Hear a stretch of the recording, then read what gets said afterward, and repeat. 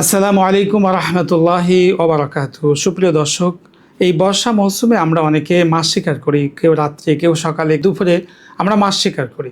মাছ শিকার করার বিভিন্ন পদ্ধতি আছে। কেউ বড়শি দিয়ে মাছ শিকার করে, কেউ কোচ দিয়ে মাছ শিকার করে। প্রশ্ন হচ্ছে, কোচ দিয়ে মাছ শিকার করা শরিয়াতে জায়েজ আছে কিনা? অনেকে এটাকে অমানবিক মনে করেন, অনেকে এটাকে মাকরু মনে করেন। শরিয়াতে ইসলাম এই ব্যাপারে কি বলে? আসলে কোষ দিয়ে মাছ শিকার করা, এর আগে আমাদের জানতে হবে আল্লাহ সুবহানাহু ওয়া তাআলা মাছ হালাল হওয়ার জন্য জবাই করা এবং মাছ জবাই করার সময় বিসমিল্লাহকে শর্ত করে নেয়। অর্থাৎ মাছ এমন একটা প্রাণী যেটা ভক্ষণ হালাল হওয়ার জন্য জবাই করা কোনো শর্ত না। মৃত মাছও খাওয়া আমাদের জন্য জায়েজ। সেই হিসাবে মাছ শিকার করা এটা আমাদের জন্য জায়েজ। যে কোনো পদ্ধতিতে আমরা মাছকে শিকার করতে পারি।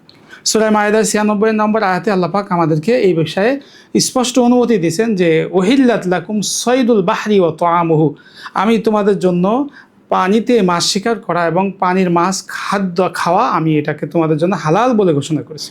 এবং সূরা নাহলের ১৪ নম্বর আয়াতে আল্লাহ সুবহানাহু ওয়া তাআলা বলছেন ওহু আল্লাযী সাখখারা লাকুমুল বাহার, যে রব তোমাদের জন্য সাখখারাল বাহার, সমুদ্রকে বশীভূত করেছেন লিতাআকুলু মিনহু লাহমান তারিয়া, যাতে তোমরা সেখান থেকে মাছ শিকার করে খেতে পারো।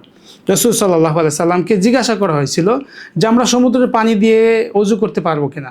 রাসূল বললেন হ্যাঁ, অবশ্যই, কারণ এই সমুদ্রের পানি তুহুর পবিত্র, ওয়াল হিল্লু মাইতাতুহু, এবং সমুদ্রের মরা মাছও এটাও তোমাদের জন্য হালাল।